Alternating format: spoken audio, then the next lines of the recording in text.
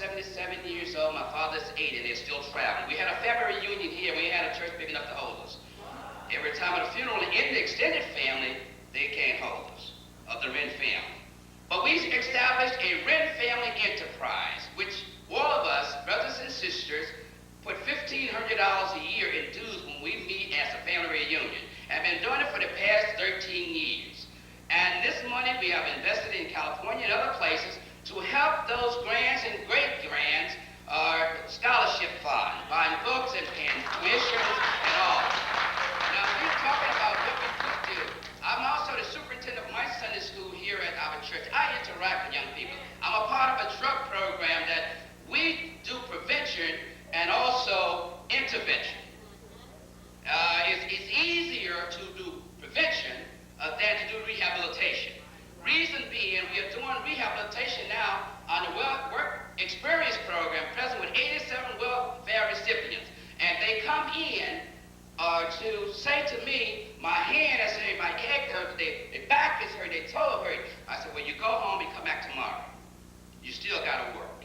The city is paying them still to work. And we are training them, and out of them, we have employed many of those people already in our services. And now they come back and say to us, Mr. Wren, we thank you for pushing us. It was a psychological thing. Been on the system for 30 years. Didn't want to work now. Had no sense of pride about my low esteem of myself. So come to the realization. I'm tired of people, we talking to each other. We got to do something about it. We can sit here all day long and talk about what we should be doing, but what are we doing? We have enough resources, and I'm glad to see a person like Senator Mike Montgomery and Dr. Shabazz, and I think there's a woman that ran in Barty Chevy's place, Ada Smith. I'm glad to see the women, because many, and Al Van is a unique person of the minority males. There's so much of dissension in the Black and Puerto Rican caucus that they can't get nothing done. Now let's face the facts. They talk at each other too. And everybody want to look piece of the pie instead of putting the resources together. They always told me $2 is better than $1. And $1 can't buy you a gallon of gas, but if you put $2 together, you will be getting taking a quart of gas. So I say this, try calling your politicians at the time of need and see what they answer. As I put people out on the street passing out leaflets and pamphlets and all of this kind of nonsense for them, they don't turn 25-cent phone calls and Wren, thank you. Let's face it. So I have black and white social workers coming from SSC, from ages of child, and training my people right now. I spoke to the commissioner. We constantly beat on tape for top HRA, but let us give HRA for some of the credit they are delivering. If they wasn't delivering any, we would really have problems. Let's give them credit for something. I said to the commissioner, I have people so ready now to go into adoption, and I want to connect with an agency. Brooke Trent says to me, you're going to do your own adoption, and I'm going to send people out there to train you, and believe me, people is on my site training my people to do our own adoption. Own preventive service. The state now, is giving us a full, comprehensive medical program for our people. But let me tell you something. It's us. It's hard for me to get black folks to come right in our neighborhood to work as social workers. And I'm paying much more than some of these other, like the other societies that have been in business 125 years. They got that stigma. I want to work in Manhattan because I shop in Manhattan. They live in Brooklyn, Bed-Stuy, but they tell you they live in Flatbush.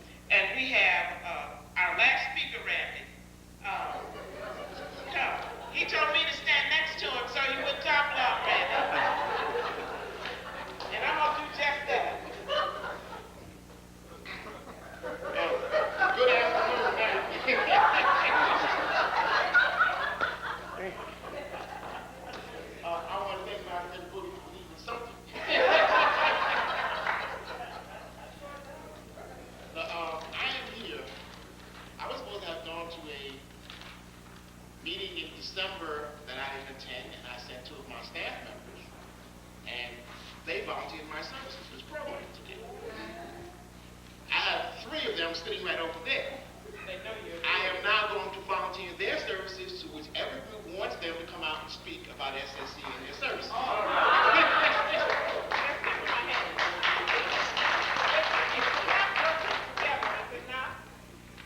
There's a Ms. Yuma, a Mr. Bryant, and Ms. Felton. One from Columbia, one from Hunter, one from NYU School of Social. There's 3 sitting in the second row. Oh, I thought you meant the one sitting in the first row because she has MSW from Columbia University, but she graduated from Medgar.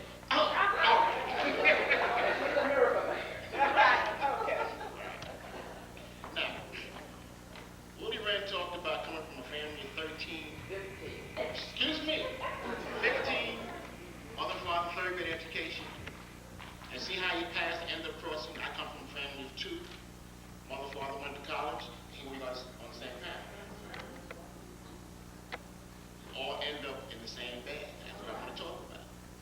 Whether we're talking about people making $100,000, those making nothing, when the majority classification of people turn around, they all look the same.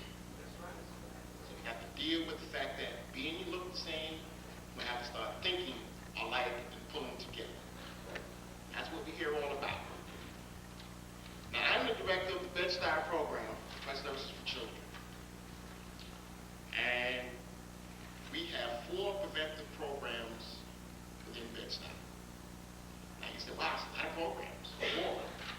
However, Bed-Stuy is #1 in alcoholism, #1 in drug addiction, #1 in AIDS, #1 in AIDS deaths. So 4 preventive programs is nothing.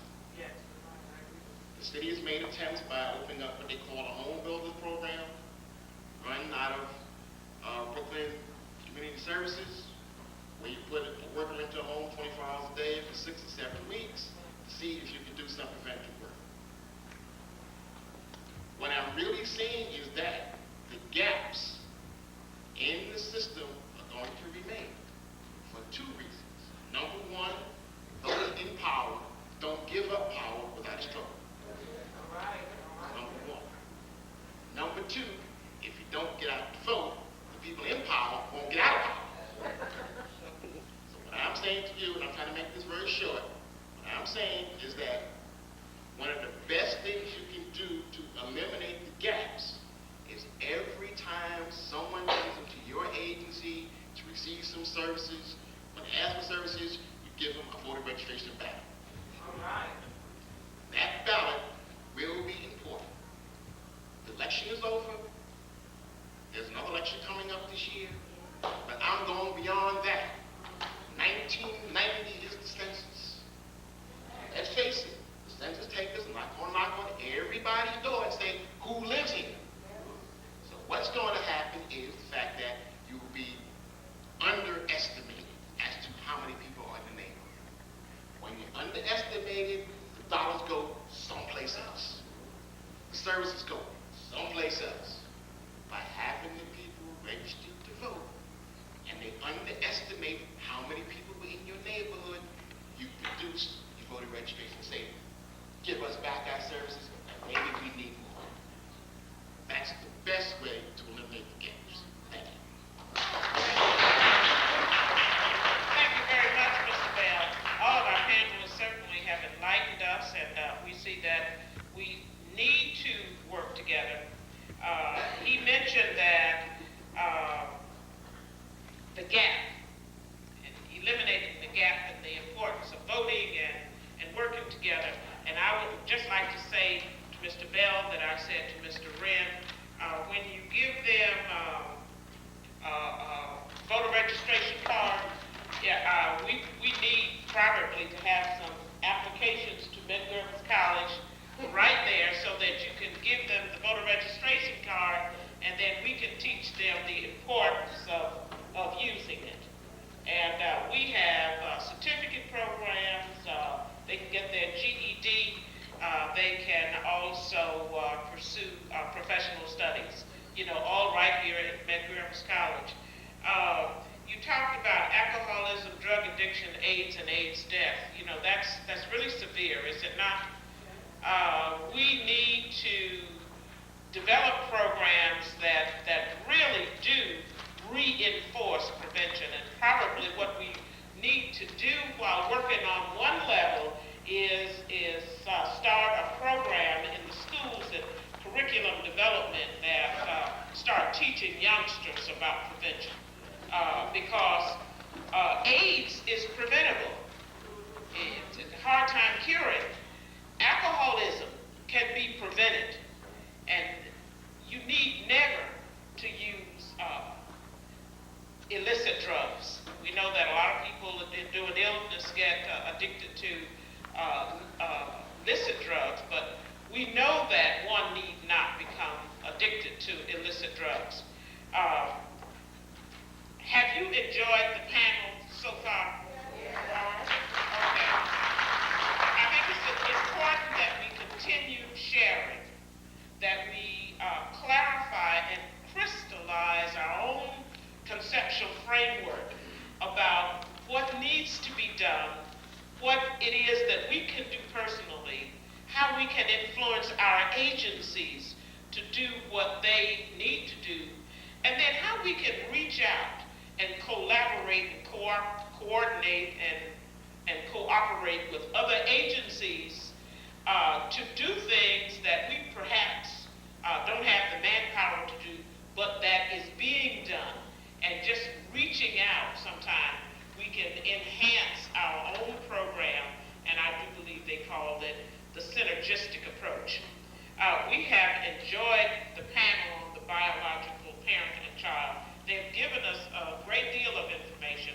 I would recommend that if you have your cards, that you give your cards out, and you in turn give the panel your cards. I've learned a lot. I'm delighted to have been part of this workshop, and we will now give them a last round of applause. And the second panel, the educator and the child, will take the dais. And if you would like to take 2 seconds to go to the ladies' room or to the men's room, or to stand up and stretch, you can do that, because that's exactly what I have to do at this moment.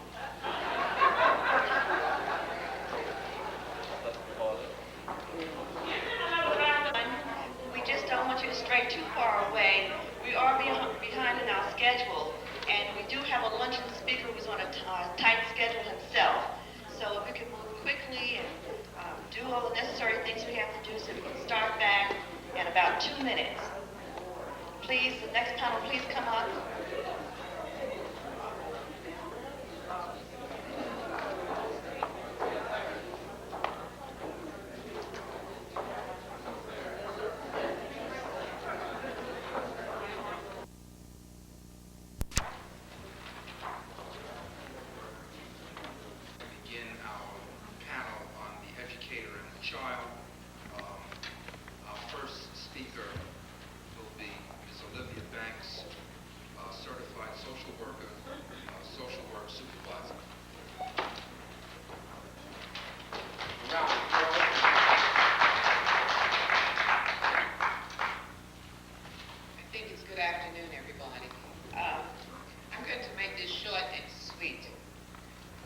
Since we have a time element here. I've been asked to do something in terms of pointing out, examining some of the deviant behavior patterns seen in the school-age child. And I'm going to tie that in with identifying ways the educator can recognize signs and symptoms. And I'm going to do this as shortly, as quickly as I can. Being in a position as supervisor of the ER room at Interfaith Hospital, and in charge of OPD pediatrics, also serving on the school board in my area, and Queens Hospital board, daycare boards, Head Start boards. I have a lot of interacting with children and parents and families. And a lot of what is called conduct that requires a child to go into special education program, as you probably know, is not conduct that would normally, in my time, have put that child in special ed. So that I think it's quite important that those who are in the power, who have the clout to do something about it, begin to turn it around.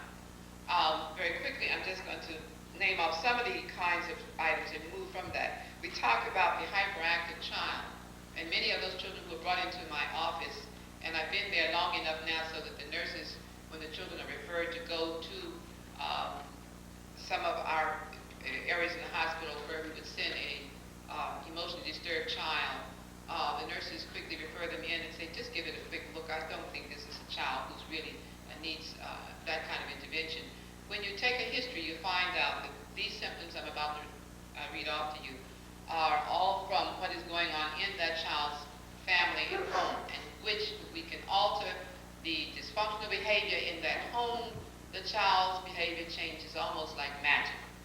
So, some of those traits that you see are impulsivity, where the child wants to touch and handle everything that he sees.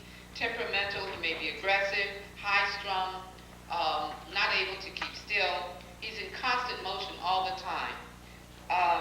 This child can also be forgetful, concentrates very poorly.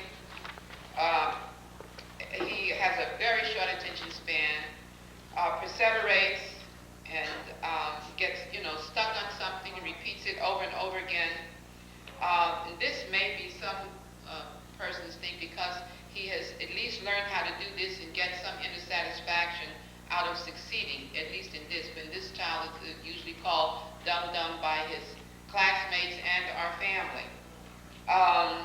Also, this child who perseverates can also do so in full action, particularly if it's a truly hyperactive child.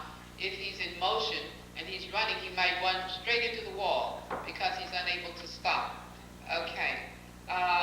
He also may have perceptual disturbances, blind spots. And those blind spots causes them to make mistakes in terms of receiving, organizing, and transmitting messages. I want to just deviate here to say that once when I was working in the Manhattan school system, I had a youngster whose two brothers had gone through and been tagged as very disturbed children not able to learn, what have you. Fortunately, the third child in this family got a hold of a teacher who took some interest because she said, I noticed when I talk to him, he talks very intelligently, he's doing everything, but he can't read. He gets into trouble in classroom, I think, because he doesn't understand what's going on. I know he's nice, I know he wants to behave. So, can you help me? And the only thing I could do is give her some of the books that I had in my office to read that dealt with dyslexia in terms of the kinesthetic, auditory, and visual kinds of perceptual problems youngsters can have. And to make a long story short, we found out this child had a problem in only one area. He could not translate what he saw visually, though he could see very well. And so she took the time to get the training to teach him like you would a blind child by writing in his back the A, the B, the C, and taught him the whole summer so that he would not fail and could go on with his regular class from first to second. In those days, in the Manhattan school system, a child stayed with the first and second grade teacher for 2 years. So he gave her time to teach him over the summer so he would not be held back. And she was just so happy with this. So one of the things we can talk about, what are the symptoms and having some awareness of it, but before we get to that, the persons who are in charge in the classroom have got to have the interest or the desire to see those traits and to want to do something about it, other than send the child to special ed. Okay, also there's a possibility of poor motor coordination. These are just some of the few that are seen in the hyperactive child. But let me point out that these are also seen, parts of these traits are also seen in children, as I just described one now, that was not necessarily a hyperactive child. It had one part of these particular traits that need to be looked at. Let me just say one other thing. Because I came up, as many of us, as we've said before, it's a very poor family in Gary, Indiana, where many of the families were working in steel mills and were very poor. One of the things that our teachers tended to look out for, and it stands even to today, is look at the child comes in with. That child comes in every day tired. If that child comes in every day with their clothes unironed, crumpled, hair not combed, take time to look for bruise marks, cut marks, etc.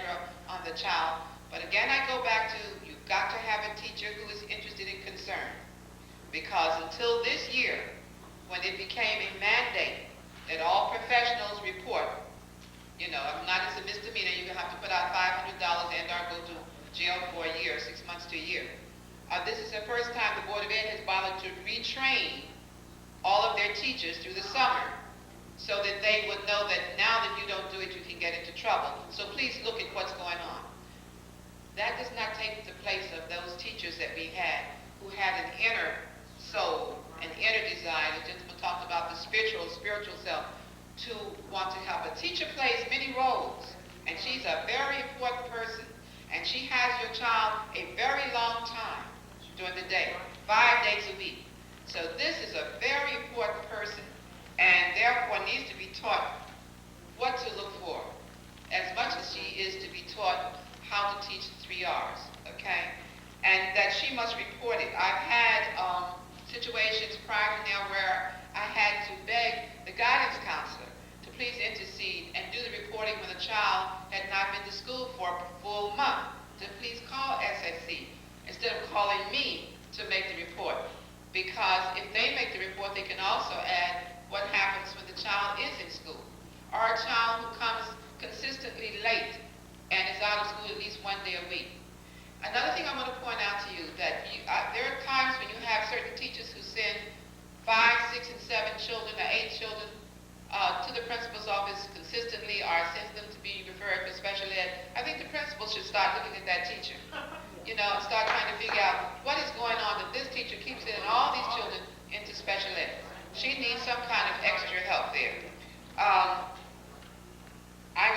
The other thing that I'm concerned with is how we can go about creating a change. I think the third thing, very quickly, and then I'll be closing out here, they ask us, explore how educators can cope with classroom misconduct without immediately referring them to these kinds of programs. We talk about a traditional classroom. We're not living in traditional times. We have a situation where, even in the hospital setting, where at one point when I first came there, and I've been there 13 years, I used to go right up and down my elevator anytime I wanted to. That's not the case now. I walk up because my elevator is full of those persons who unfortunately somewhere were left out because I think the family wasn't answering what they needed, nor was the school. And if you go back to when many times the school could pick up and the family couldn't, because the family was out there in the steel mills all day long. In those days in Gary, the school opened at 8 and closed at 5. Okay, we have our latchkey program now that's supposed to tie that in. But that school had a feeding program, and I'm going way back when, I won't tell you. But they had a feeding program, and they had other things to pick up the slack where the family couldn't come in. You can't pick up a slack if all you're interested in is your paycheck, or even if you're working in that latchkey program just to get your paycheck. Being a school board member, I check in and out occasionally in some of our latchkey programs. And what I see there, sometimes I have to bring back and report, because it isn't the kind of program you want that's going to help the child, even as a parent would if she could be home at that time instead of working. So I'm saying all of this to say that that traditional classroom needs to look at another way of getting the child back in the program. You don't get the child in by piling him up with more homework, giving him more tutoring after school, and giving him more disinterested things. I think that traditional classroom has to look at what I would think a team approach. And I want to specify some of this just very quickly since we have a superintendent here. When you think of the corporate world and private world, they want to get a job done. And you have a meeting. You don't call all the members of your organization together because you wouldn't get anything done. You have your executive board, and from your executive board you have committees. Those committees work on a problem and bring it back to the executive board to get it done. In your classroom, you have your very bright, you have your middle, and you have your low, your children who are not learning. If you keep them separated, that's perpetuating the same thing. When I was coming along, we used to have reading groups where we'd separate off this reading group A, reading group B, reading group C. But I had a teacher who did not medium and to B and to C. She mixed it up and gave us a team approach to learning in that one classroom where children who were smarter than others helped others to learn. And she rotated those teams so that you didn't get hung into one team, okay? And you learn. William Glasner has written this up, and I smile to myself because this is written up as a new idea. But this new idea is not new at all, because any of you who were in the school systems, like the work study play school system that I went to in Gary, we were doing this a long time ago. That's right. And it works. You also know that it brings, it builds something else in the child. You learn that knowledge is power, okay? You learn in those groups how to be independent, not dependent, independent. You learn how to get along with your fellow man. So a lot is going on other than reading in those groups.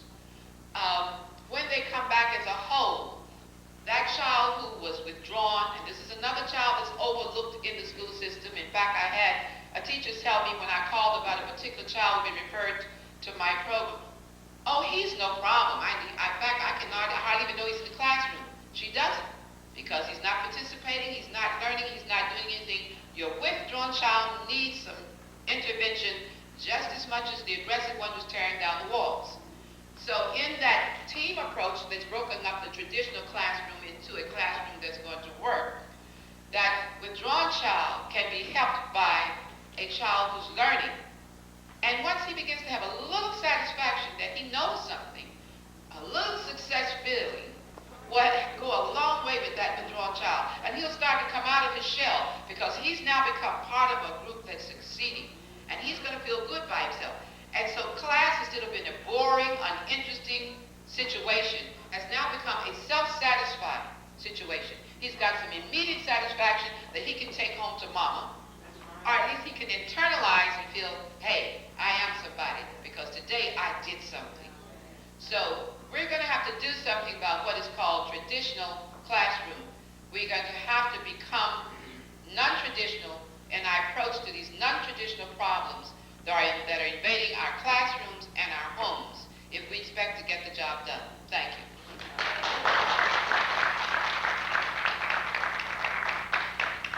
Thanks, Banks, for those remarks. And I neglected to say that she is the social work supervisor for the Center for Ambulatory Pediatrics at Interfaith. And now I'd like to present Ms. Archie Johnson, who is the superintendent for the New York City Board of Education School District number 13.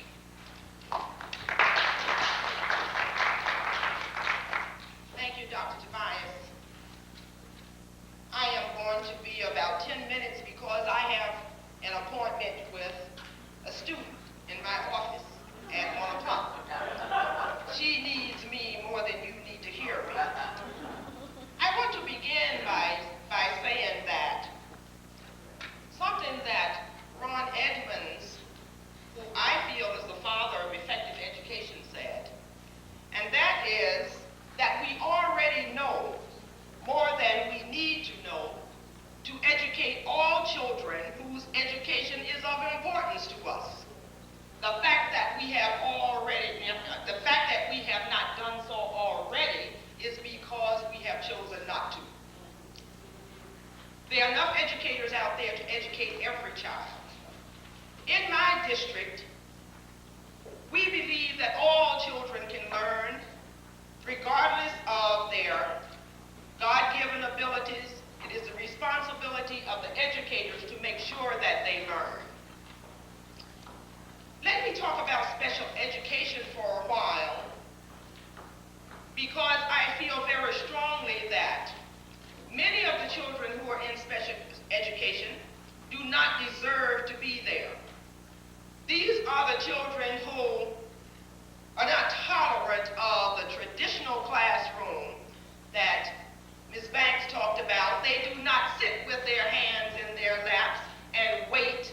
They are the children who challenge teachers, who ask the questions. And many educators do not know how to deal with those children.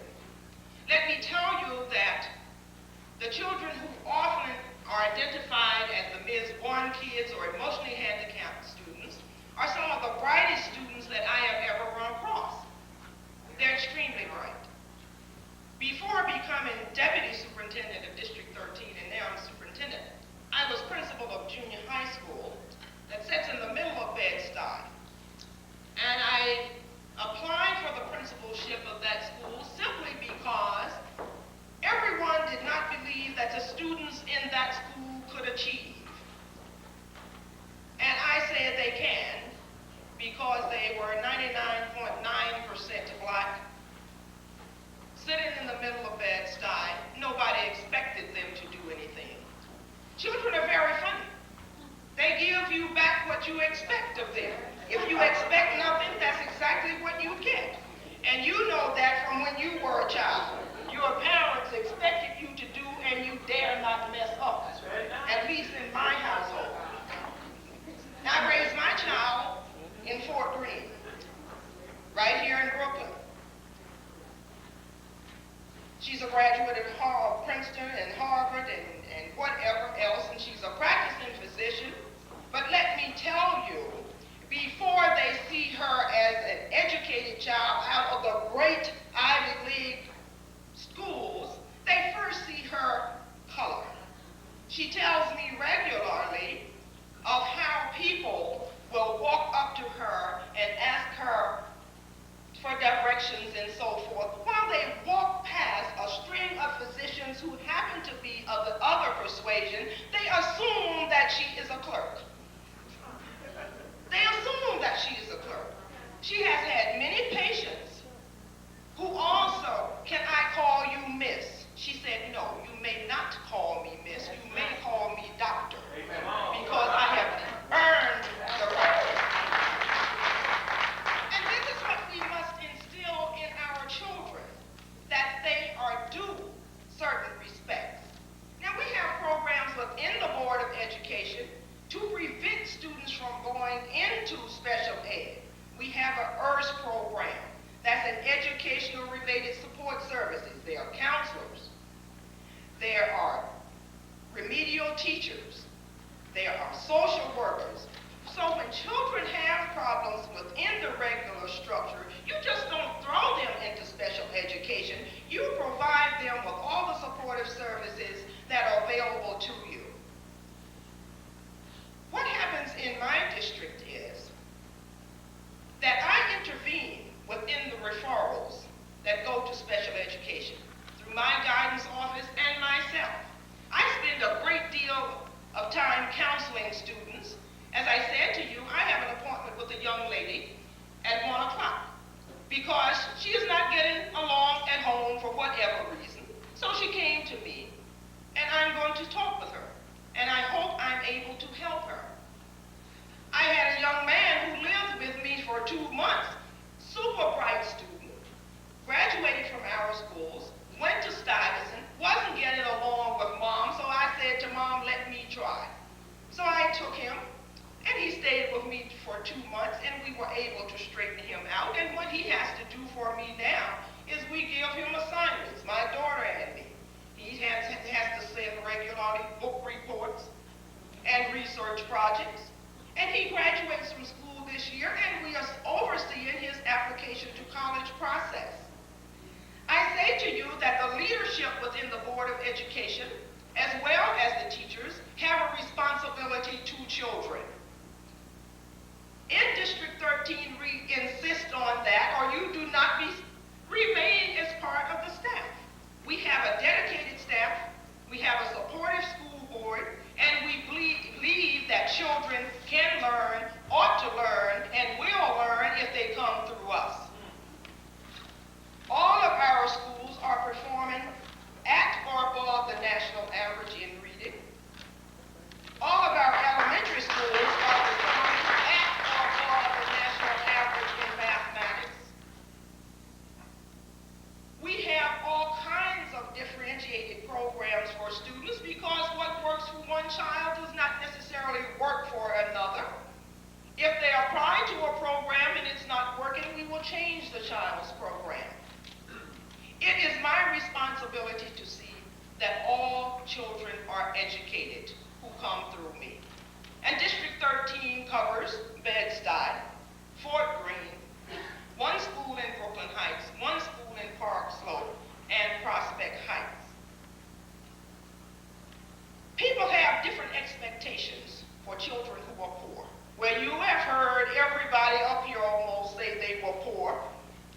one of those poor kids out of North Carolina too. I bring those expectations that my teachers and my parents had for me with me to New York City, and I tell you, it works. Children are children are children, no matter whether they are rich or they are poor. They can be educated, and adults must take the responsibility of doing that. And adults outside of the schools as well as inside of the schools. You cannot educate a child and tell them one thing in the school, and they walk out the door and they see an adult doing just the opposite of what you said. And they come back and they challenge you. But we have an awesome responsibility together. I think that, I know in District 13, we are trying to reduce, and we have a very low referral rate to special education because we have provided programs for the children that meet their needs as much as we are able to. We shall continue to do that, and if you want to know anything else about our programs, you may feel free to contact me. Thank you very much for listening.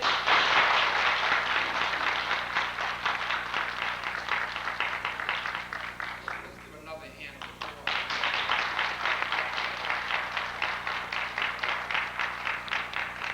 And let me tell you, ladies and gentlemen, I am very pleased that we have educators such as R.G. Johnson, Olivia Banks, that are continually trying to address the problems of our children.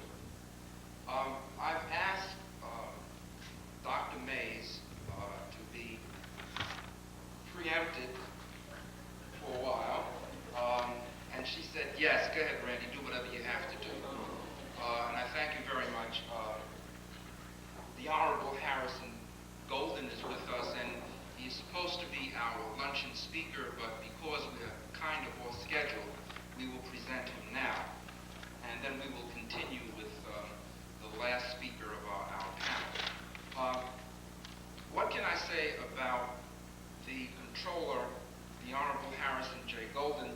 We know that he was inaugurated for a 4th term as controller of the city of New York on January 1st, 1986. That says a lot when you can do it 4 times.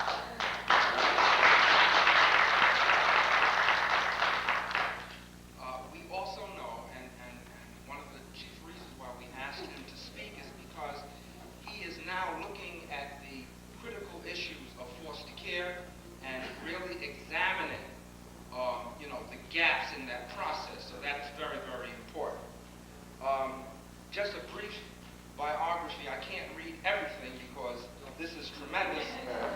But as the city's chief fiscal officer, Mr. Golden oversees the spending of over $23 billion a year for operating expenses, $2.2 billion for capital purposes, and the investment of $30 billion in pension and other funds. And on assuming office in '74, Controller Golden ordered annual independent audits of the city's books and records. For the first time in history, this and other management improvements instituted by this controller were major factors in the city's ability to re-enter the public credit markets after this 1975 fiscal crisis, and that's very, very important. This person is a public reformer, he is an attorney, he is a professor, he is a husband, he is a father. What else can I say? The Honorable Harrison J. Golden.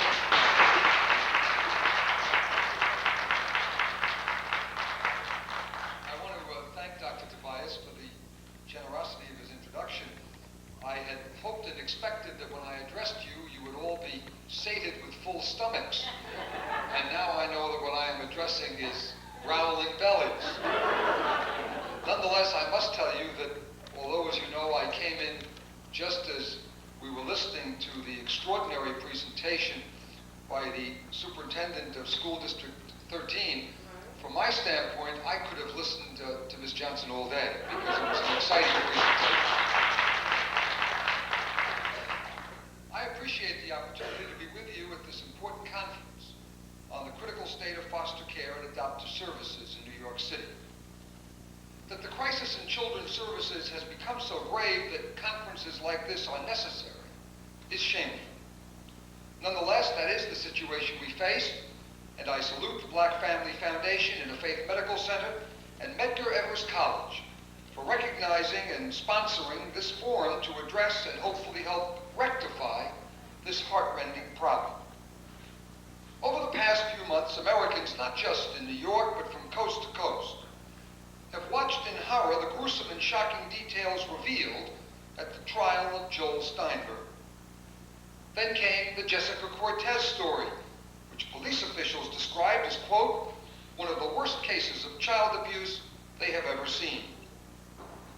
Yet, as revelations of depravity emerged relentlessly over the last year, with more child abuse-related deaths reported in 1988 than in years, the city administration has done little to keep up with the rising tide of cases, hence permitting the problem to slip out of control, with attendants suffering by tens of thousands of innocent children. As all of you know, when children are abused or neglected, we have a responsibility to remove them from their brutal environment, to attempt rehabilitation of the parents, and failing that, to remove those children as quickly as possible to permanent homes with responsible, caring parent surrogates. I emphasize as quickly as possible, for it is there we are failing miserably. For too many children, the city's foster care system is a never-ending shuttle among offices, congregate care facilities, and foster homes. So few of the children entrusted to the city's care receive permanent homes in anything resembling a reasonable time frame. In 1987, for example, 28,836 children were in foster care. Just 5,500 were discharged to their parents or other relatives, and only 791 were adopted. That means the vast majority, nearly 8 out of every 10 children in foster care, remained in a temporary situation or ultimately grew too old for the system to handle, aged out, as bureaucrats say, after being shunted from temporary site to temporary site. Moreover, these temporary sites are often deplorable. The very first place a child is taken after being removed from his or her family is a field office of special services for children. Ideally, within a few hours, SSC officials should place that child in the care of foster parents on a temporary basis. Where no suitable parents are available, SSC is supposed to find a congregate care facility to which the child can be sent. Remember, the field offices to which children are brought initially are not licensed daycare facilities, nor are they intended to house large numbers of children for long periods. As some of you may remember, last October I made a well-publicized surprise visit to the SSC field office in the Bronx. What I found was shocking. Some 28 children, infants and toddlers and pre-adolescents, were warehoused in a single room, including the autistic and retarded. There were inadequate toilet facilities, no showers or bathtubs. The place is not licensed by the state to function as a daycare facility. I found less than half the staff that would be mandated were it so licensed. And there is no way the state would license a facility that allows children of all ages to be thrown together, as in this one. To make matters worse, the supervisors told me that just some 3 weeks before, 60 children had been in that one room. Every night, I was told, at perhaps 10:30 or 11 p.m., children who are not placed are taken by car or van to a bed somewhere in the city. If none is available, they are brought to another city office downtown to sleep. In the morning, they're retrieved, and the process starts all over again. Contrary to the mayor's assertion that the children I saw had just come into the SSC system, many had been kept in that office for days. Indeed, the records of the children even have a column for how many days they spend in field offices. That's how common the practice has become. Even more shameful than that situation, though, is the mayor's resistance to suggestions for relieving the crisis. When I proposed creation of a department for children, for example, he dismissed it as political, even though such departments exist effectively in other states and cities. When I went to the Bronx SSC field office, he criticized my visit as again political and called my exposing these outrageous conditions that approach the Dickensian as indecent. I should have expected such a non-substantive, diversionary response. After all, were any of you to blame for such a disgraceful system, you wouldn't want elected officials, reporters, and camera crews to see it either. But as you know, I do not allow a bellicose mayor to intimidate me if I believe the cause is just. On December 5th and 6th, I again visited SSC field offices. As might be expected, the mayor's non-response to my first visit had not improved the condition of the children. At the risk of straining your credulity, let me tell you what I found. On my return visit to the Bronx office, I observed unbelievably lax security. A teenager with no business there twice wandered into the nursery. When I asked why he was there, he said he had a relative who was there. But the center's director said the relative wasn't working that day. I found infant cribs in the same enclave as desks and play areas for children as old as 11.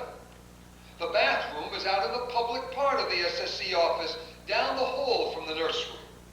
There are only 2 stalls, and boys and girls use the same bathroom, even though city rules require separate washrooms for children over 6. There was no soap, disinfectant, baby wipes, or even sinks in the nursery for use when changing diapers. In the midst of this environment, one 8-month-old was lying supine, unsupervised, with a bottle of juice propped in her mouth, coughing and choking. An autistic child was staring into space. An obviously ill 3-year-old was lying on a cot surrounded by and possibly infecting the other children. That morning I found out the child had been diagnosed at Bronx Lebanon Hospital as having a virus, but was not isolated from the other children in a quiet, separate space as required by state regulations. The center's nurse did not see the child until 4 p.m., and only after I had repeatedly asked for medical care for the child. Indeed, the only change since my October visit was a negative one. A large metal TV antenna was stored in the nursery, creating a hazard and taking up valuable space. A quick review of the records showed that slightly more than half the children who had been in that office over the past month had been there 2 or more days. The next day, when I visited the Manhattan field office, I found 12 children there. The staff at the center was remarkably dedicated. They take the children for walks to the Chinatown Library and elsewhere. But what they have to overcome is gargantuan. The city began removing lead from one of the nursery rooms 2 months or so ago. So all the children, and the census has reached as high as 21 over the past month, are in one room, if they fit. The nursery supervisor admitted to using every available space, including halls.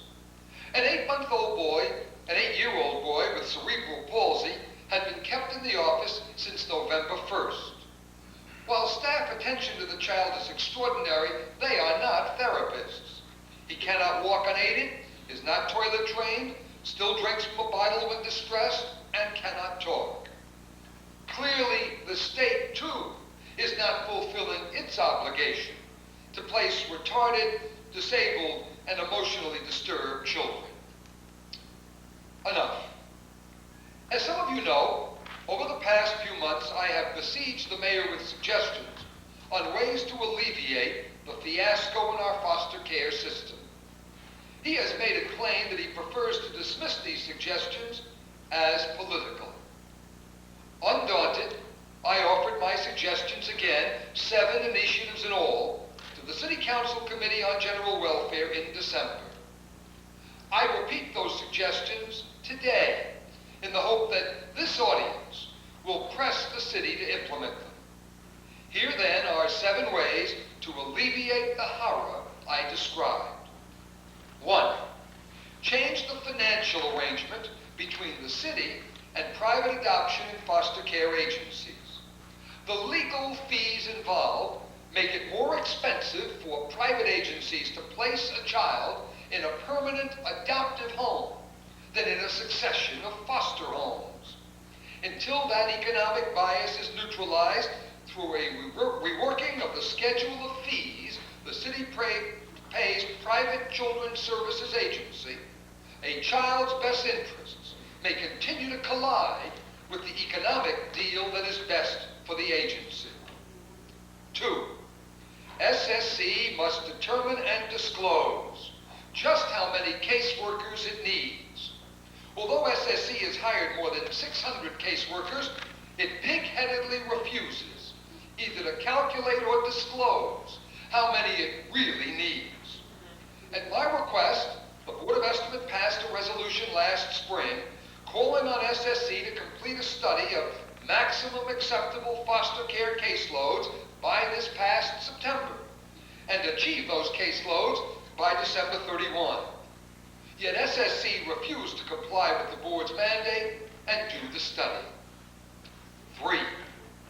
HRA should accelerate recruiting efforts for new and foster care and adoptive parents. Such efforts should include the declaration of a foster care and adoptive services emergency. A mayor can attract massive media coverage. The headlines and news reports during the border baby crisis contributed materially to what expansion of foster care homes there has been. 4. The city should acknowledge that many children under SSC's care will not be returned to their natural parents. Maintaining the illusion of a quick return to families means that adoption of appropriate children is delayed or discouraged. That delay can be critical because the older a child is, the harder it is to place him or her in an adoptive home. 5.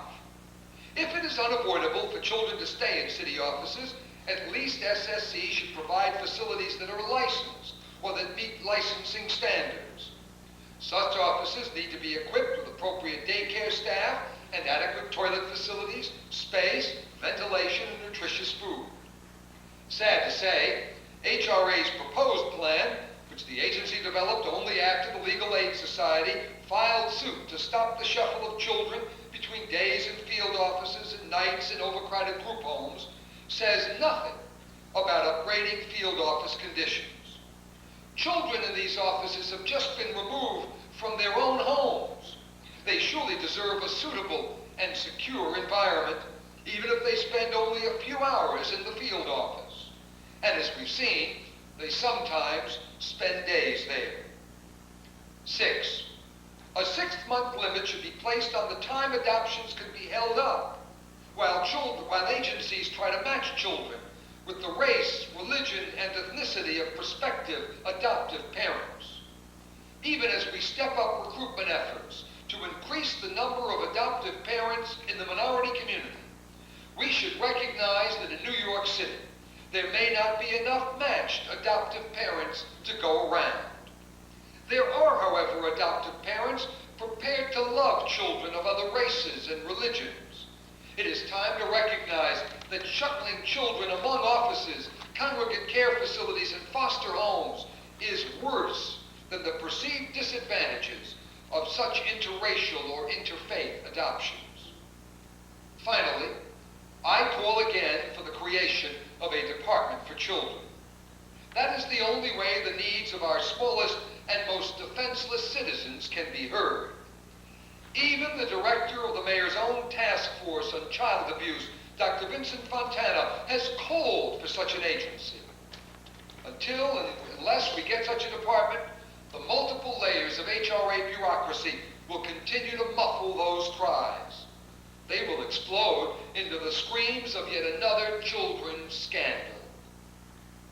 To be sure, nothing is as important as addressing the underlying social pathologies that give rise to the ever-increasing number of children who, for one reason or another, must be removed from their natural parents and placed in the foster care system. The most critical of these, without doubt, and that's why I could have listened to Ms. Johnson all day, is the dire state of public education in New York, followed closely and not coincidentally by the ravaging spread of drugs throughout our neighborhoods.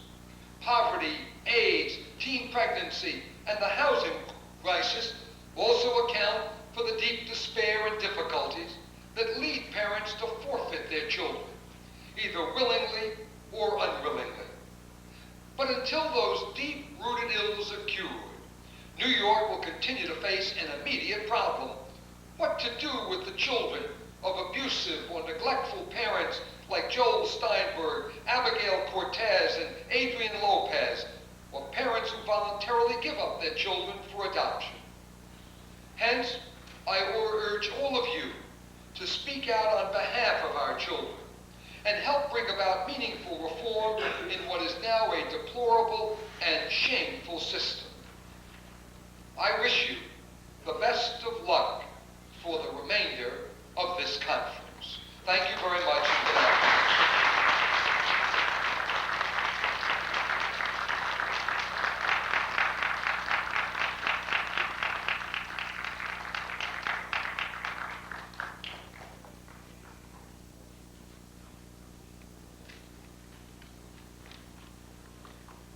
Let's have another hand of applause for the honorable.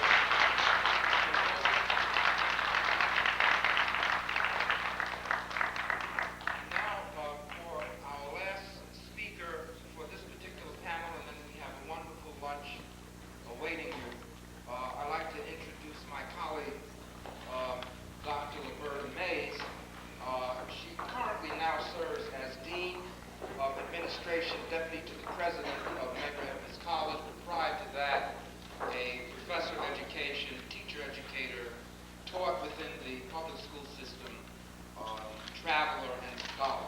It's really my esteemed pleasure to present Dr. Roberta Mays.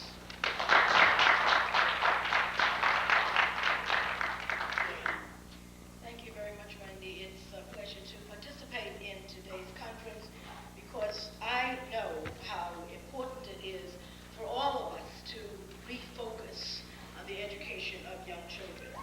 Let me tell you that I'm sure you've been sitting too long and you're probably very anxious to eat. I'm going to do something that I rarely do, which is to read my speech, because what I do is when I don't read it, I can go off on a tangent because everything that I say, I can see the connection between what's already been said. And I have made little notes of various speakers. So if I dare go off on those tangents and tie in the things that I've heard this morning, which have been of such value, we might go on for a very long time. Let me just say briefly that when I start speaking, I always like to use African proverbs because they mean so much to me. And they are certainly my guideposts. And I think the guide or the standard set culturally for many of us, whether we are aware of it or not, they're those little sayings that our mothers and fathers shared with us frequently, and we didn't know where they came from. Let me tell you one that I heard from the television series, The Africans, and it stuck with me, and it'll be with me for a very long time. And when I heard one of the speakers this morning, I realized that that's what he was talking about. It says, we are a people of day before yesterday and a people of day after tomorrow. We're a people of day before yesterday and a people of day after tomorrow. Now, there are other proverbs that I have that will weave into this because I think, as I said, they have such meaning to me, and I hope to you. I want to start by saying that in the beginning of the speech, I'm going to be referring to a recent book, A Nation at Risk. In that book, Boyers indicated, or focuses on the failure of the educational system. But as one reads the book, one feels that neither the existing school system nor the recommended changes have taken into consideration the plight of the minority or the plight of the poor. And that means not only Black, Asian, or American Indian minorities, it also means the white poor, because they are in the same situation educationally as we think of as being the situation of only Black minorities.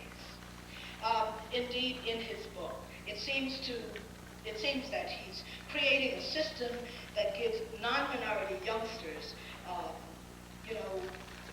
talks about non-minority youngsters in situations and in ways that is indicative of their having been left out of the system. Kind of a non-entity, being in the schools and not being there. Because if you're put in a special education class, if you're daily denied the right to learn, then it's as though you're not there at all. Very little of the book focuses on how to retrain teachers or those educators into looking at the system more effectively, or handling ways, or developing ways that will enhance the system so that it will impact positively on our children. And we're talking about our children for one reason today, because in terms of percentages, they are the ones that are seemingly denied, they're the ones that are seemingly underserved, and they're the ones that are seemingly uneducated when they leave the system after 12 years and should have received an education. There's another African proverb that says, to know nothing is bad, to learn nothing is worse. Now, we as a people, and I am a mother of 5 sons, we send our children to school and we expect them to learn. You've heard about the impact of poverty on the lives of we adults here today. All of us came out of the same kind of environment. I don't know of many Blacks that started out wealthy. What we have is what our parents and what the educators put into us through training, through a sense of values, through a knowledge of our culture, through the knowledge that no matter what your background is, you can achieve.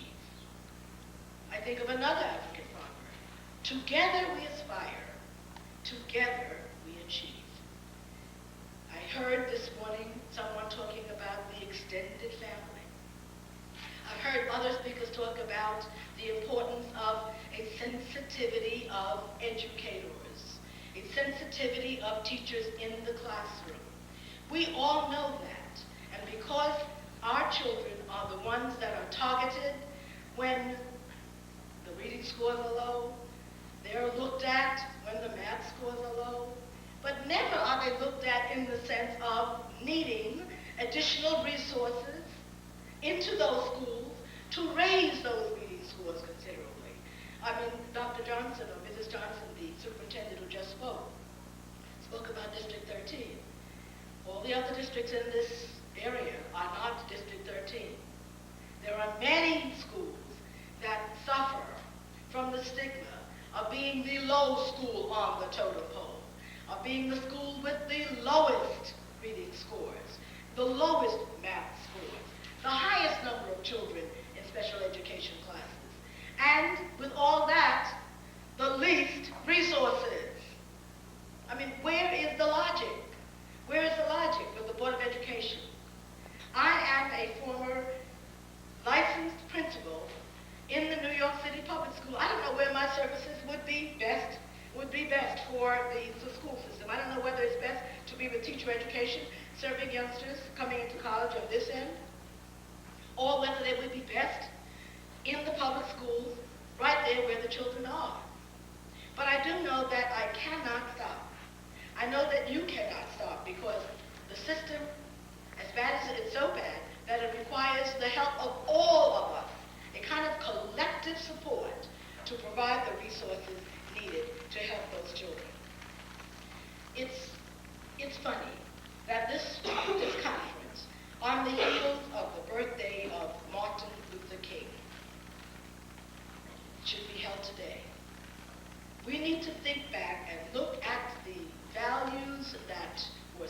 forth throughout every speech that Martin made, in everything that he did, we need to re-examine those values so that we don't just stand here and speak idly. We don't just stand here because it's another conference. Why, this auditorium should be filled.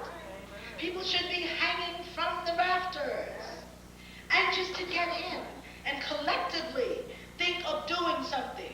I listened to this gentleman, and I was just astounded I was just marveling at everything you said. The growth for those youngsters with whom you come in contact. I listened to that gentleman. I wanted to go and ask him for his card, talking about the spiritual values. Martin Luther King was first a preacher, a man of values. It's not that you have to be a preacher, but you have to be the type of person to set yourself aside, knowing what your values are, knowing how to transmit those values to youngsters. It's not going to be in any set curriculum. No one's going to ask you to hand in your daily plan indicating how to teach spiritual values. And if you do, you might be brought up on charges of bringing religion into the school. But that is our culture. That is our culture. I was taking copious notes. If we don't know who we are, how can we train the children to know who they are? If we don't value our culture, how can we tell children to value their culture? If we don't look in the mirror each morning and be able to give a smile, how can we go to school and ask children, why are you looking so grouchy? What you live inside has to be transmitted to the young people.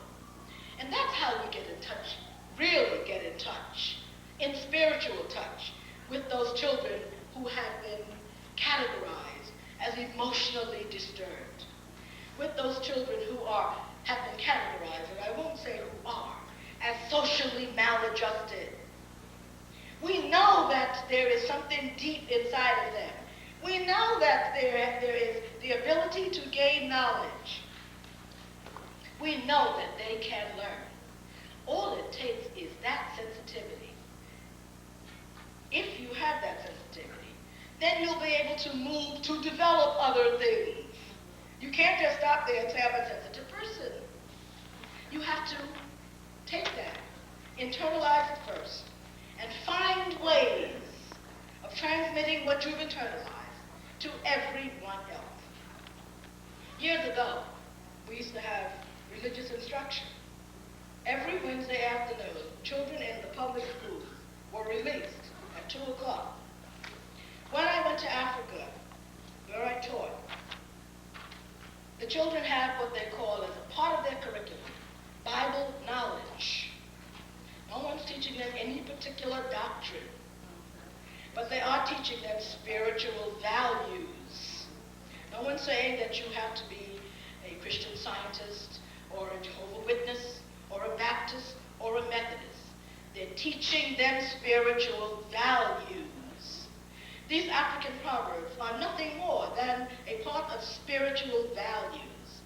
When someone was speaking this morning, I said, perhaps one way to do it, one way to attack this problem collectively would be in a way to get our people and our children to visit African villages.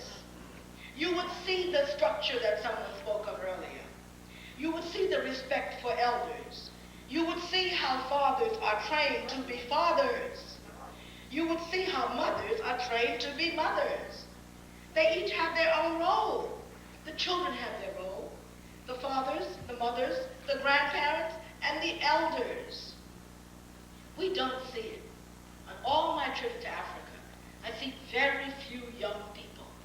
I was delighted that last summer, District 16, I believe, took a group of children to Africa. It was a fine thing because you need to see your people. On one occasion, one of my sons, whom I had taken to Senegal, and then to the Ivory Coast, we went into a bank, and I'll never forget the words. He said, Mom, none of these people are speaking English. They were all speaking French in the Ivory Coast. And he said,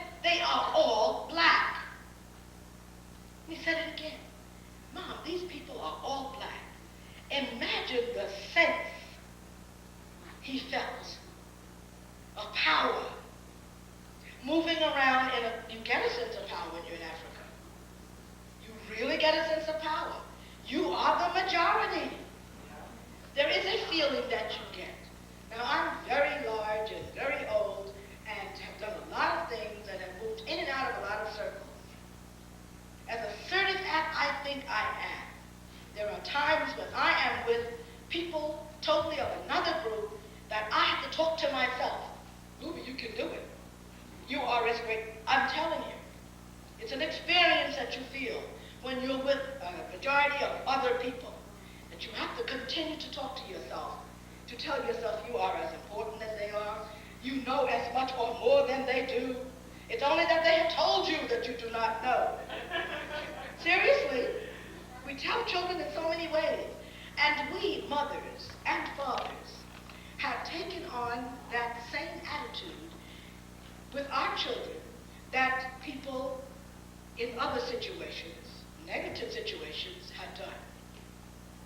They say it right out. You can't learn.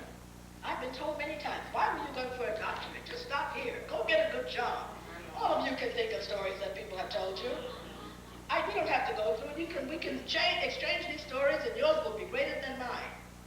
It's only our mothers that said, you can do it. Keep right on. Take it one day at a time. Think about this Bible verse. Think about the spiritual value. Think about the family. But there are a whole lot of us that believe what the system tells us. And when they say our children can't do it, there are too many of us who agree with that. And we agree in different ways. We agree by not pushing our children. We say, what is the homework for today? And I hate to tell you that I'm off on one of those tangents. But I'm going to stop soon. We say, what is the homework for today to our children? And whatever little bit they tell us, that's what we accept. Did you read your 4 pages? Did you write your book report? Not really knowing that that is minimal. That when they go to the classroom, they would see other children doing great things, reading 5 books, required to go on a trip a week, required to make a report, required to come back to the classroom and to share those experiences, pushed, pushed, pushed, and pushed again. That is how it's done. And we are not serving our children well when we accept just those minimal things to help the child get by. Many of us say to our children, special ed or in regular classes, because I want to tell you, whether your children are bright or not, that is no guarantee that they will not be classified as special ed in some situations. Believe me, I will tell you a story soon. But we don't push our children. We accept very little, just a minimum. We say, what did you get in school in your report card? Did you get 70? Yes, I got 70. Oh, that's good. That's fine. In Africa, all of the children are told, your goal is to be the top of the class.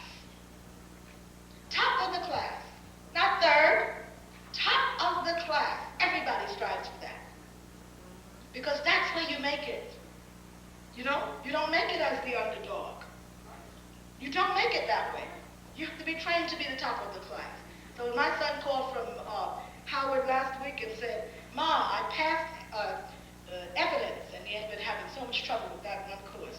And I felt like saying, oh, gee, Michael, that's fine, you passed. I said, what did you get? You know? He said, Ma, I got 79. I said, that's all you can get? 79? I was serious. And while I was glad that he had passed, and glad that he got the 79, I wasn't going to tell him I was glad. Absolutely not. You strive to be the top of the class. You want to be a lawyer? You be the best lawyer. You want to be a dishwasher? You be the best dishwasher. I mean, we could swap stories back and forth. My mother used to tell my brothers, if you are a street cleaner, be a good street cleaner. You know? Carry yourself a certain way. Speak a certain way. Walk a certain way. Behave a certain way. So when Boyd talks about a nation at risk, I dare say as a parent, we are at least a part of the blame of having our children considered as a part of that nation at risk. let's think of utilizing some of those proverbs. You have your own, I have mine. Some of those Bible verses, some of the values that we learned and still teach in Sunday school. Not being too tired to get up and teach Sunday school in the morning. You go out partying on Saturday night, you get up and you teach Sunday school. And why do you teach? Because you want to be sure that your child is learning some values, as well as making the way for someone else. Let me stop now. Thank you very much.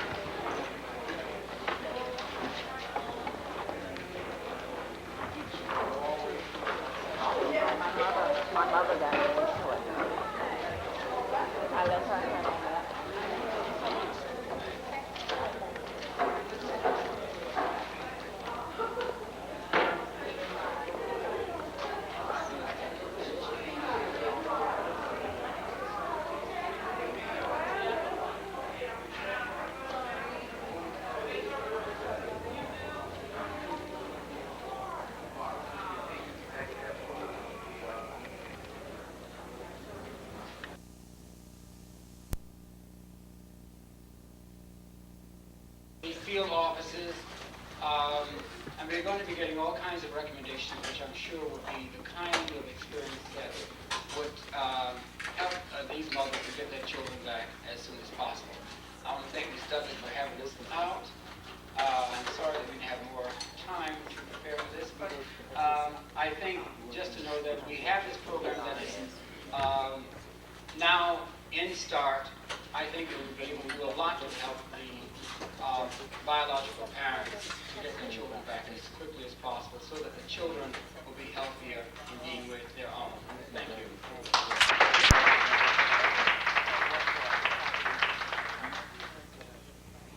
We certainly thank Mr. Holloway for that presentation on this program. And in describing this program, he mentioned something that I think is paramount in whatever we do from this day forward. And because when you start talking about caring and sharing, your attitude plays a big role in what you do. Because if I'm caring and sharing with someone who is somewhat less than I am, I'm going to treat them differently than if I'm caring and sharing with someone who's my brother or my sister or my child. We're all a part of the same extended family. And if we are going to have the kind of impact that we're talking about today, if this is not just going to be a lot of words, like those 300 studies, then we've got to begin to realize that we are all a part of the same extended family. And when I'm caring and sharing and working with you, I need to be expressing it. Because there's a spoken word and there's an unspoken word. And your attitude comes through wherever, irregardless of how well you think it's being conceived. And our next presenter is going to speak on the educated, where you must have the right attitude if you're going to do teaching at all. Because when I do training with parents, with biological parents as well as foster parents, and one of the things that we talk about is you teach. Either knowingly or unknowingly, you teach in everything that you do. Especially when you're working with children. And our next presenter is Mr. Leonard Clark. He's Administrative Assistant Superintendent and Deputy of the Office of Technical Services. Mr. Clark.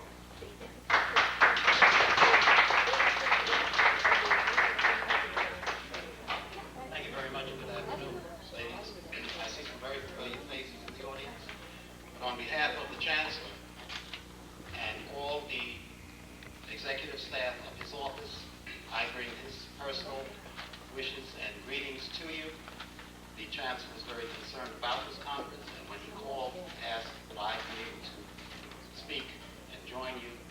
instead, I more than welcomed it. That was even before I asked where it was.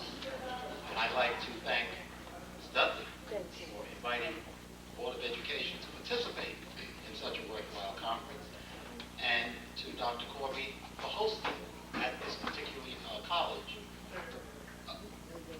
No, I think that's part of the community, and this community, above all communities perhaps in the city, has a history, and we must maintain that history, maintain the presence, and look to the future, because we're talking about children who are going to be either problems of tomorrow or leaders of tomorrow. And there's one thing that I always like to say: today's success may be tomorrow's problems.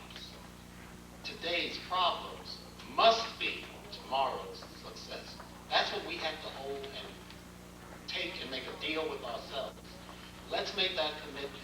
And the only commitment we're going to do, or the only way we're going to accomplish this commitment, is to, and someone said it this morning, none of us here, not one agency in the city of New York, has sufficient funding and staffing to do the job that is required in the education of children. And I'm talking about the education of children in terms of that moral values that we spoke of this morning, reading, writing, and arithmetic, learning the significance of proverbs, learning their roots. All of these things are the education of children. And unless we can all put it together, ladies and gentlemen, we're going to go our disparate ways, and we're going to have 15,000 programs doing something for each child, and then we're going to wonder, why don't we have the whole child when that child reaches 18 or 21? So what we have to do is to break that cycle of failure amongst ourselves as well as the children. It's not the victims or the children who are suffering only. We are victims also, because we fall right into that rut. This is my little alleyway, so I'm going to stick here. This isn't my alleyway. It's yours, and yours is mine. And unless we decide and commit ourselves to that, we are going to have a great deal of difficulty. We talked about children who are being referred to special education. And my experience was 11 years as a principal in a school in Bed-Stuy, PS 308. And I saw that as soon as a child had untoward behavior, 30 years ago, 20 years ago, that child wouldn't be sent down to the principal. I need to refer him to special ed. And I too would tell teachers, then don't send him down here now. You do your job too before you send him to me. And there are programs that the new chancellor, Richard Green and his initiatives, and Eddie Bayerville are working on now to cut down the number of referrals, to try and help that child before it becomes necessary to become a referral. If a child is acting out in their definition, I'm not saying who they are, but in someone else's definition of untoward, that child is exhibiting, as Olivia said this morning, what's good for the goose is not always good for the gander. What one teacher considers untoward behavior, I can deal with very comfortably. When my daughter was 8 years old, we just looked at her report card yesterday. She just graduated from high school last Thursday, as a matter of fact. We were looking at her third grade report card. The teacher said she couldn't sit in her seat. I guess if I wasn't an educator, she'd be in special ed now. Okay, so these are things we have to be very, very careful of. And the chancellor is well aware of this. And the deputy chancellor for instruction, Dolores Fernandez, is aware. And what we're trying to do is come up with initiatives that will prevent, before these children get to the point of being in trouble. Having the psychologist in the school, the social worker in the school, the guidance counselor, all your support services working within the framework of the school. Help that child before the child becomes a problem that has to be referred to special education. Because there is, whether we want to admit it or not, whether we like it or not, there is a disproportionate number of minority children citywide being referred to special education. I've seen it, I've lived through it, and I've tried to stop it. And many people say, why are you downtown? Why didn't you stay in the classroom? Why didn't you stay in your school? Why didn't you stay in the district where I was a deputy? And each time I had to make a decision of where and when and whether or not I wanted to truly move. Because each time I moved, my philosophy sort of changed. Children were always the bottom line. But where could I exert the most influence on the most children in this city? That was a decision that I had to make. trusted position and working under a person and persons that he has selected, who has come out with new initiatives and who's interested in seeing outcomes of children, not just statistics. I mean, what are the outcomes of all the educational programs that we're going to put forth? If we're going to put forth this school-based plan where children will not have to be forced into special ed, any school-based model is going to have to come, and teachers are going to have to become familiar with it, assistant principals and principals. We have to train all staff members as to the value and the sensitivity that children come to us with. Not just you do it because I say you do it. When you're talking about abused children, and we see headlines that teachers say, well, no one ever told me. I remember as a principal 5 years ago, every staff member on in that school knew the 800 number, knew what signs to look for in abused children. And I was shocked when I read in the paper, but nobody told us about it. Because there were schools in District 16, and I know because at faculty conferences, we gave that training. So no one should have been where they see an abused child or evidence of an abused child and say, I never received any help. And even if you didn't receive any help, as an educator, as a professional, we have an obligation to children. And every psych course we've taken, every SOS course we've taken, every ed methods course we've taken, they talk about abused children, ladies and gentlemen. We talk about it in every area that we go, whether it be church, bar, or wherever. We're talking about battered women, we're talking about abused children. And if we can talk about it there, we can talk about it in the arena in which we work. Each and every one of your shops, we must be interdependent. And the Board of Education is committed, and I can speak in this matter for Dr. Green. We are committed for the delivery of services to the districts to where you are. And we would like to offer our help, and we would like you to extend your needs and help to us. Because we're not going to do it alone, and you're not going to do it alone. And just remember, today's success may be tomorrow's problem. Tomorrow's problem has to be tomorrow's success. Thank you very much.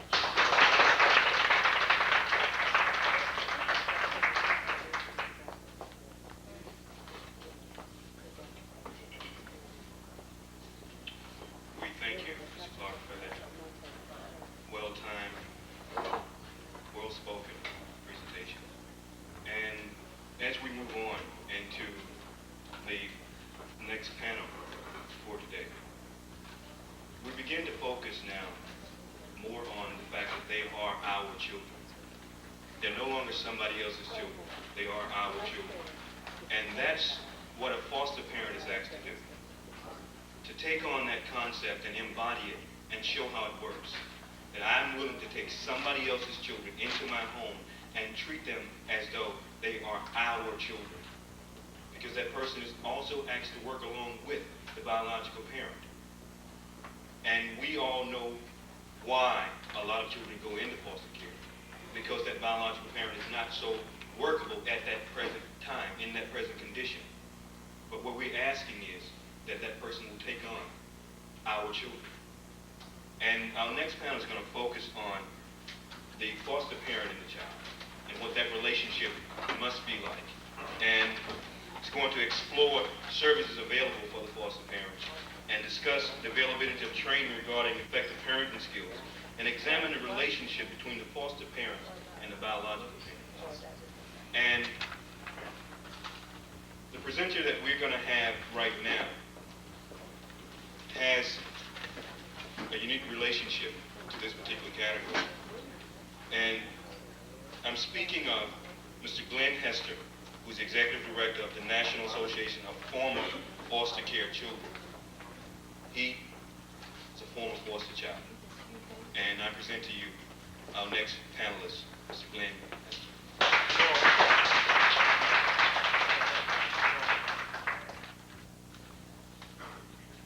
Luella, thank you so much for inviting me personally. We've never met yet. We fell in love with each other over the phone, but I am married.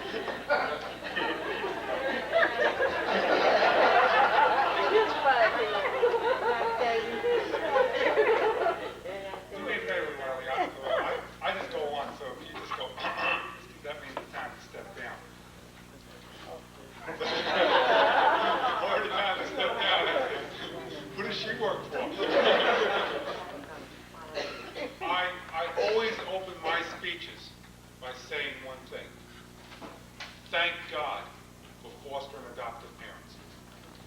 I mean that from the bottom of my heart. And I mean this to thank God for social workers sometimes. And the reason I say this is I am a product of what I call seed planting of hope. But yet, if you looked at me at 17 years old, the school system would have said, not in my class is this kid going to be. I was in 14 places in 17 years in New York City. I am handicapped. I am retarded. I am psychotic and schizophrenic. Those are the labels that each professional gave me as I bounced through the system. You know, I hear about all these programs and stuff, and I say about programs. Are we designing children to meet the needs of a program, or are we designing the program to meet the needs of a kid? And let's look at that. Because I'll tell you something. I have less than an 80 IQ, and I can document that. But I also have a stationary engineer's license. So I must be the smartest, dumbest kid that ever lived.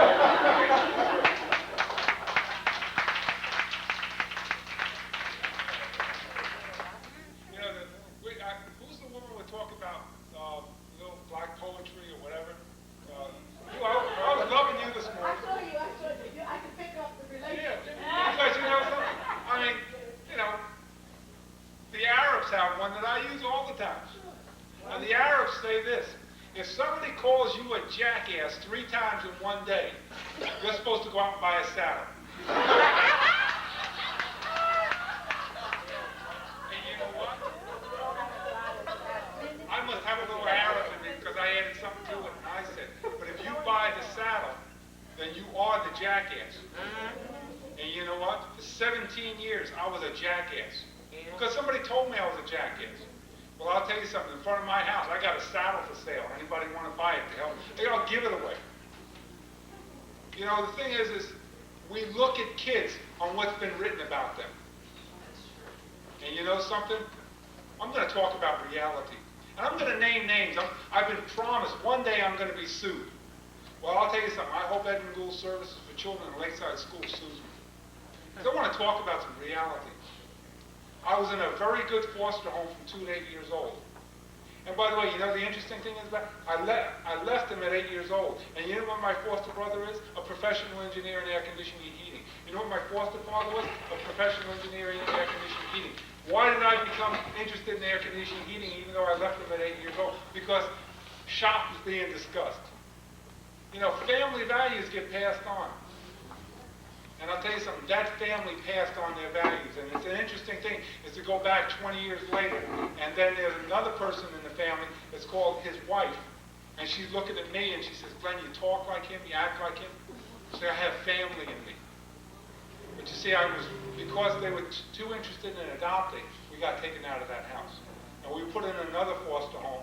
And in this home, the foster mother was great, but the father was a chronic alcoholic. Who did the home study? I don't know. But we were put in an institution. And I'm going to tell you something. And a real blessing came. Somebody wrote a book about me. And I'm hawking them later, so I'll talk about that. But I could not talk about this when I was writing this book. For 2 years at Lakeside, I was being totally sexually humiliated. And you know what happened? One day I happened to say it so casually to the therapist. And you know what? And this is no joke. It never happened. The person who was sexually abusing me was quietly dismissed. And to prove that, this can be proven, that the therapist in this orphanage even committed suicide. And you know something? When you're a little 9-year-old kid, and when the nut doctor goes nuts, then I really must be nuts.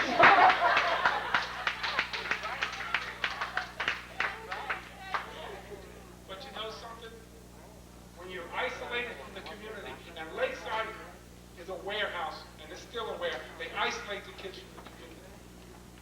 And you know what? They still do it today. You know what I was learning at Lakeside? I'm a New York City kid. You know what I learned at Lakeside? Agricultural skills. Like they were going to send me down to Alabama to be a cotton farmer. I mean, I know how to plant potatoes, But anybody got a potato field here in Brooklyn where I can plant 50 acres of potatoes? There was nothing relevant of what I needed. But when you're a victim of immense child abuse that's never happening, then your whole attitudes change. And I went through the perfect thing that I teach foster parents today. And I train my own foster parents. And I'll tell you a little story later on. But I teach a principle called the 3 R's of failure. It's called the resentment, rage, and revenge system all of us go through. Now, responsible people, we all flow through our emotions. Because how many of us wanted revenge on somebody? We all have. You know, we sit down there at night and plan on getting even with that cop who gave us 50 parking tickets, you know. Even though we were in the wrong, we still want to get even with them. You know, it's just a nature to want to get to revenge back. But the idea of these children, when we take them out of the home, we don't address the loss that they're going through. We don't train the foster parents how to teach children how to grieve. We don't even teach kids how to be angry. You know, and I teach parents how to teach kids how to be angry. How many of us it's okay to be angry? How many of us punish our kids when they're angry? Yeah. But you see, we don't punish the anger, we punish the behavior.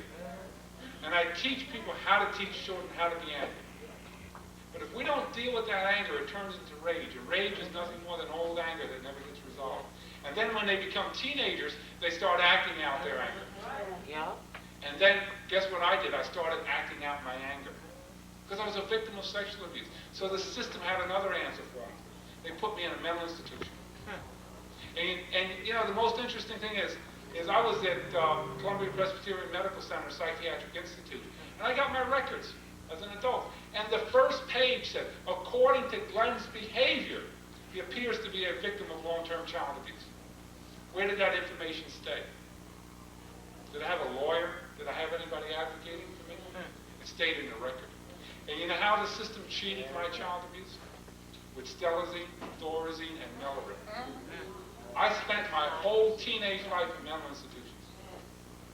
And then the city of New York, at 17 years old, 14 places, found that they were going to put me in their independent living program back in those days. It's called the Streets of New York. I was living under the protection of my uncle named Sam, and for 17 years he paid my bills. The system was given $250,000 in 17 years to take care of it. And what did we get for that $250,000 investment? Because that was an investment. We got a young man with less than a 10th grade education, no job skills, emotionally disturbed, and could blow your brains out. And we put him on the street, and I was eating out of garbage cans. I go back to the agency and say, I'm hungry. And the 200th social worker in my life opens up my records and says, oh, did you know you had an aunt and uncle that lived in Virginia? And they shipped me down there. And my uncle had this dumb attitude. I'm supposed to be in high school. And the moment the high school saw my record, they say, no way. I wasn't in Virginia too much. See, this is back in the 60s. Back in the 60s, at 17 years old, I could walk into a hardware store and buy a .38 revolver and put it in my pocket and walk out. Walk out with a gun. Within 2 months of me in Virginia, I shot and stabbed 2 people. And so they put me in a mental institution for the criminally insane, of what the penitentiary was afraid of. And they said, this kid is not mentally ill. He's just a juvenile delinquent that needs his butt kicked. That's exactly the way it was handled. So they sent me back there. And the school would not accept me back. But the judge ordered it. Now, it was interesting. One woman became my advocate. I didn't even know this woman. And she said, this young man has a right to an education. And she taught me my classes in her office. It was 24 years ago. Martha Snyder is still my girlfriend. I love her. She's my mommy. She gets a Mother's Day card from me. She was a seed planter of hope in my life. I was integrated into that school population after her working with me in 6 short weeks as an honor roll student. And yet, New York City said, I have a learning disability. And you know something? I'll be honest with you. I'm going to tell you something. I have never met a child in this world yet, and I travel all over the United States and in Europe now to teach. I have never met a child yet with a learning disability. I only meet kids who have not yet reached their full potential.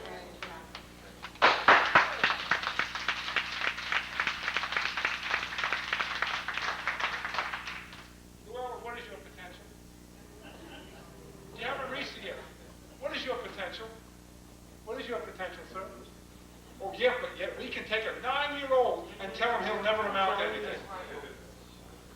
How dare we do that to that child? How dare we do that to that child? I'm looking at tomorrow's leaders today, and he's going to get a piece of me because I'm going to make sure I'm passing me on to the next generation. Because that's what Martha did. That's what Martha did. She gave me a piece of herself. And once you learn something, you can never unlearn it. You may ignore it, but it's still there. I'm a Vietnam veteran. I came home to poverty. I came home to an assassination of a great leader, and I was told as a white man I'm supposed to hate him. And at 25 years old, I was arrested by the FBI for an extortion attempted murder charge. I'm a third-generation foster kid. My mother and grandmother grew up in foster care. Guess what the system role model? Failure in my family. But you know something? Thank God for seed planting of hope. Because that's what my foster parents did for me. There was just enough there to be held on to. And at 25 years old, a family reached out to me and said, Glenn, we're looking beyond your behavior and we see your need, and you need family. And they took me for who I was. That was 15 years ago. And 15 years ago, I still had less than a 10th grade education.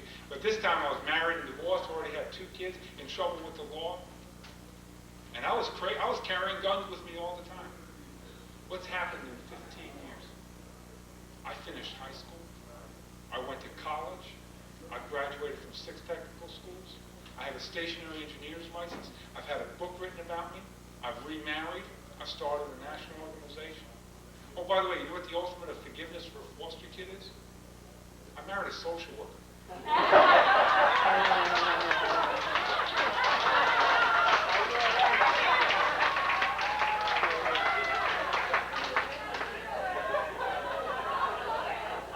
But you know, the reality is now I work for the Division of Youth and Family Services in New Jersey. So one of us had to get a real paying job because if both of us were social workers, we'd be on food stamps. But the idea is that in 1978 and 79, this was the International Year of the Child. 26 foster children were killed in care. Last year, 45 children died under the protection of an agency in this city. And yet they say, it's not our fault. If I entrust you with a child and the child winds up dead, somebody has to be accountable for that. I'll tell you something, I'm dealing with a case and I just went to Alan Van and Ms. Montgomery, and I'll be honest with you. They backed off and because of one reason, there's politics involved. I have a black foster child. And I don't care if the child is black, white, or sky blue, pink, whatever. This was a child. A foster mother who was a registered nurse up in Westchester said, if you send this child home, this child's going to get hurt. The child was killed. And everything that professional nurse, foster parent documented disappeared. And this child was sent back to a mother because they were more interested in closing their cases. 5 people were found negligent in contributing to the death of that child. And what are the consequences? Nothing. You and I hurt a child, we're going to go to jail for the rest of our life. And you know, the interesting thing is, and I'll say it because I wish Mr. Hugh Hay would have been here, but he's not here. But listen, I say peace for what I say. My wife and I applied to be foster parents in the city of New York 6 years ago. And you know something? I got turned down by SSC. Now this gentleman right here, he's with Downeyside. I want you to talk to this guy. Like, he's the best agency in New York City as far as adoption. And I'll say so because he's done a lot of work to help kids. He'll certify me in 5 minutes to be a foster parent if I wanted to. But I want SSC to certify me. See, the thing is this. An SSC worker comes into my house, and because I didn't have the right attitude. I asked her, what is your permanency planning policy? I mean, I already had questions for her. I had questions for her. When are the court dates of this kid when he comes into my home? She said, oh, you don't need to know that. And I said, oh, yes, I do. Because I'm going to be the child's advocate. Well, I couldn't be a foster parent. And yet, God bless him, and I mean this in the bottom of my heart, I'm so glad you brought Hugh, going to bring Hugh here. Because, you know, the interesting thing is, Hugh wanted me to be on a task force to recruit foster parents for the city of New York. But yet, as another branch of his agency said, I can't be a foster parent. The left hand never talks to the right hand at SSC. And that's what we got to resolve. This man, I'll tell you, I got invited to a black church to speak on adoption. I mean, I'm sharing my story. Listen, when somebody loses their rights, they're a slave. And you know, for 17 years, I was a slave because the city owned me. The city dictated what I should think and not think. And the city left me in poverty. And I go to these churches to speak, and I say, SSC, why don't you send some of your adoption recruiters on Sunday so we can get signed up? Oh, we don't work on Sunday. They don't work on Sunday because nobody has ever initiated the idea that you go to the church to meet the people instead of waiting for the people to come to your office. They're going to wait in their office now to doomsday because ain't nobody coming in during the week. You know why nobody's coming in during the week? We're working people. But you know, they could show up on a Sunday. And I could plead the case because I'm telling you something. I don't want kids staying in foster care. Foster care is nothing more than crisis care intervention. It's not a free babysitting service for people who don't want to be responsible for their children. I don't care what the crisis is. Let's address it. And you know, the interesting thing is I see people walking into SSC wanting to be adoptive parents. And they say, oh, we don't have any kids to adopt, but would you like to be a foster parent? Well, think of the logic of this. Can you imagine going to a bridal shop wanting to buy a wedding gown and he sells you a business suit? Guess what? You came in for a wedding gown. So you're going to go somewhere else. And if we have people who are only thinking that I want to adopt that kid in the end, we're not going to work towards getting that family reunited. And the thing is this, is no one ever made my mother accountable to me. And I have 2 brothers and a sister. And I don't mind saying this because life is life, and we know what life is. Everybody, all of us kids got a different fall. And every year I saw in the record for what I got is the agency was saying one day we hope to reunite the family. There was no family to reunite. But why was the game played? The Citizens Committee for Children in New York did a study several years ago, and they found New York City foster kids stay in foster care 4 to 7 years longer than they need to. And they're dying because of paperwork. They're dying because of paperwork. And that's what happened to this last little child. The paperwork killed this child because nobody was doing their work. The child was sent back to a dangerous situation. We have situations where a landlord who happens to be a high shyster lawyer, if you're a lawyer here, don't take it personally, but just take it, who will be running a slum apartment and not providing heat. And the mother calls up and says, we're freezing to death in here, and a worker comes in and says, I got to take your kids away from you. We can take the kids because the house is freezing, but it takes 6 months to get that lawyer into court to pay the oil bill. So which is more important, the lawyer's needs or the child's needs? And that's what I'm saying is we're so quick to disrupt the family. I work in Newark, and I don't mind saying, I work for an agency. 65% of the children that we place in foster care in Newark is simply because of a lack of housing. We're spending $30,000 a year in New York City to keep a child in foster care. Well, I just made a study. I just called Harvard University. I'm sorry I didn't call Medgar, I apologize. But I called Harvard, you know. I like when I'm high-priced schools. Doesn't mean you're going to get a good education, but when I'm high-priced schools. They told me, if I want to come down and register, it's $22,000 a year for room and board and education. It costs $30,000 a year to keep a child in foster care. So I just said to Julia Stace when she was working, Julia, why don't you give me all the foster kids in New York City and give me $22,000 a year apiece, and I'll send them all to Harvard University. I'll turn these kids into little geniuses. Family life might not be great, but at least they're going to get an education. Because you see, that's the bottom line. We need to educate. You see, I talked about the 3 R's of failure. But thank God for God, because he's got another side of it. It's called the 3 R's of success. It's called recognizing, resolving, and renewing. And you know something? I was thrown away. But God said, I'm not done with him yet. I'm not done with this young man yet. And you know something? I was taught that Martin Luther King was a dangerous man. But that was, I was a kid. But when you grow up, and like Paul said, when I was a child, I acted as a child. But when I became a man, I put away my childish ways. I had to see for myself I needed leadership. And Martin said, I had a dream. I have a dream. And you know what? I have a dream. I have a dream that these children are going to become independent and become somebody. Because the bottom line is this. I want these kids in the end to become taxpayers and not tax collectors. And there's only one legitimate agency that can collect taxes, and I want to put them out of business too. That's the IRS. But if you're on welfare, if you're in a mental institution, if you're in prison, you're collecting taxes. And if we can give hope to these kids and do some seed planting now. Now I'm trying to give you a 5-hour workshop in 20 minutes, and ain't no way. So you're going to have to bring me out. By the way, buy my book. Get one of our brochures. But the idea is this. When you walk away from here, remember this. You must believe that you are a seed planter of hope. And you know what? I expect a harvest yesterday. Because there's no tomorrow as far as these children are concerned. So I expected a harvest yesterday. God bless you. And don't do anything I would.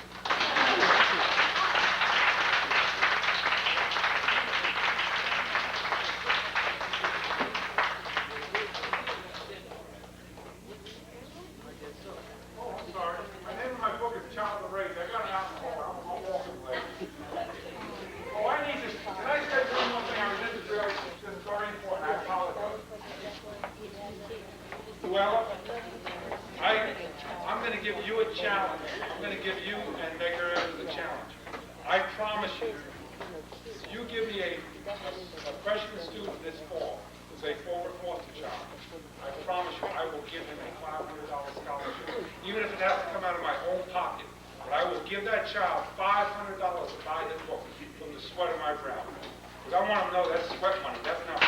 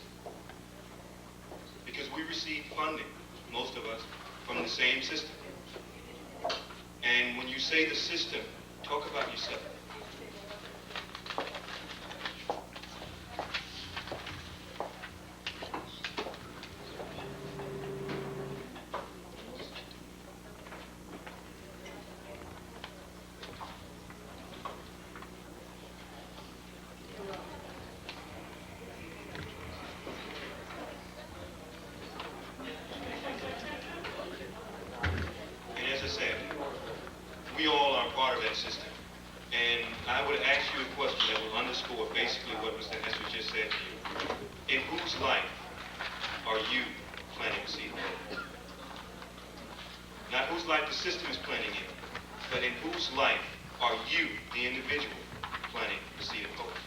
And we're going to move into our next panel, which is the panel that focuses on the social services and the child. And as Mr. Hess has indicated, there is a bond that can develop between the social worker and the foster child. But this panel will examine the psychological changes that the child experiences when placed in foster care. And if any of you have ever been separated from someone that you love and care about dearly, then you have an idea of what those children go through. They may be removed from a home that has been determined to be not suitable for them at this present time. But as far as they're concerned, they're being removed from mom and dad. And that hurts. And this panel will identify the types of intervention resources available to the family as the child goes through the transitional phases of foster care. It will also address the relationship between the social worker, the biological parent, and the foster parent as it relates to the welfare of the child. And I don't know about you, but when I was listening to Glenn speak, I felt some of the pain that he's obviously lived through. And I don't believe that there's a child in foster care, no matter how well the home is, that doesn't feel some kind of pain because they were removed from their original home. And our first presenter for this panel will be presenting on behalf of Mary Red, who is the Executive Director of the Steinway Family, Child, and Family Development Center. And the presenter is Mr. Anthony Tony Delamonica.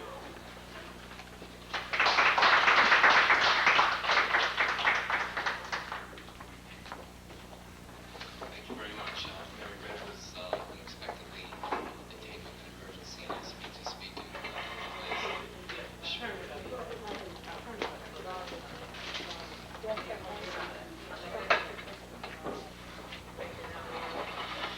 I'm the clinical director of the Managed Services Unit for the Steinway Child and Developmental Center, and I have approximately 11 years of experience in the child welfare system, ranging from foster care and now presently to running a preventive service program, which consists of approximately 11 social workers, psychologists, and psychiatrists dealing primarily with children who have been either through trauma of natural family or trauma of the foster care system, seeking our services for some type of emotional healing, some type of way of finding some way of coping and dealing with bringing their lives back together again.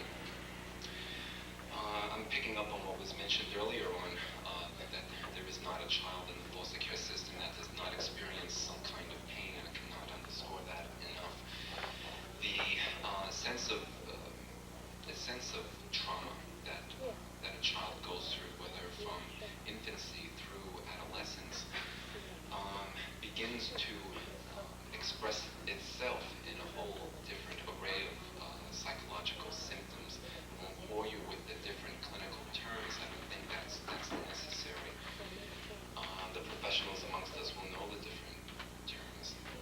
What we see happening, though, is children who, through the trauma of separation, begin to feel basic mistrust of other people, of authority, of symbols, and begin to experience the world as a place that is not a good place to be, very simply. The trauma of the foster care system is another form, another system that tends to re-traumatize the child's initial trauma being removed from the home. I think that's one of the major concerns that we deal with in my clinic, and that is in trying to prevent any further re-traumatizing of the children. In terms of some of the aspects that we deal with in treating children, and not so much foster families, but more the natural families, the biological families in a preventive unit such as mine, is in trying to identify the issues that bring the family in